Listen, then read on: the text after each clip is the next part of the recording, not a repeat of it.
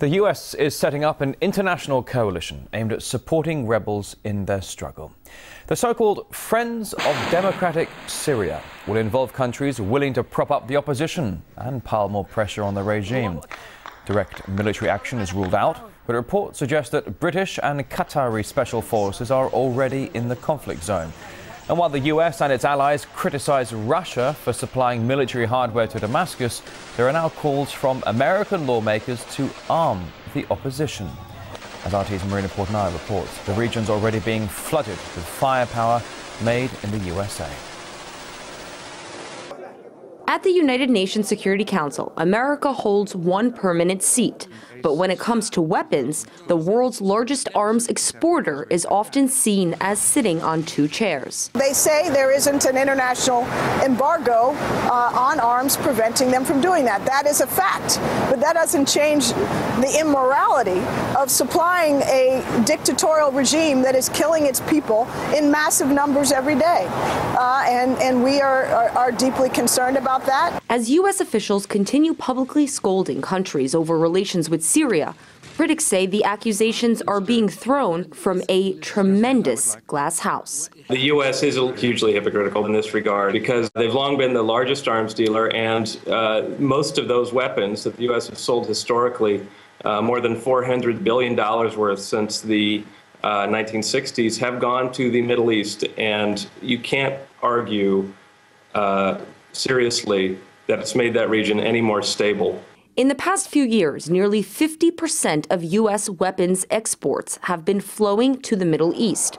Many countries with the biggest appetite for American weapons have also made headlines for carrying out brutal crackdowns against dissidents and opposition groups. If you're our thug, you're okay, and if it's their thug, you're not. I mean, this is, for all of us who have been overseas, the duplicity and hypocrisy of American foreign policy is painfully evident. According to congressional figures, America has sold $1.4 billion worth of weapons to Bahrain since 2000. And America struck its single biggest arms deal when Saudi Arabia ordered $60 billion worth of arms. The U.S. has long subsidized the Israeli military and recently supplied them with bunker buster bombs. Experts say this strategic arming of Middle Eastern countries is aimed at Iran and extending U.S. dominance in the region. The deal that is going on right now is a massive build-up against Iran. It's not at all about, human rights issues, and it's all about some geopolitical games. FBI whistleblower Sybil Edmonds has accused America of playing particularly dirty while leading a campaign for regime change in Syria. It's not some kind of a simultaneously uprising situation where people are rebelling and then suddenly they are mysteriously armed, and mysteriously arms are being smuggled into Syria from Turkey. Well, who's providing these arms? Nobody's asking in the U.S. media.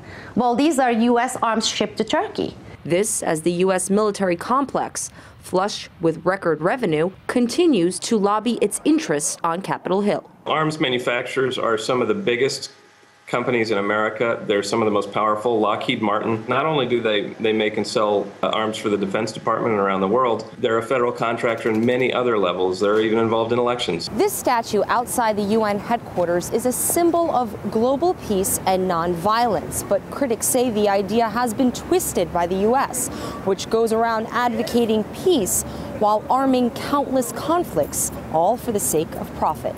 Marina Portnaya, RT, New York.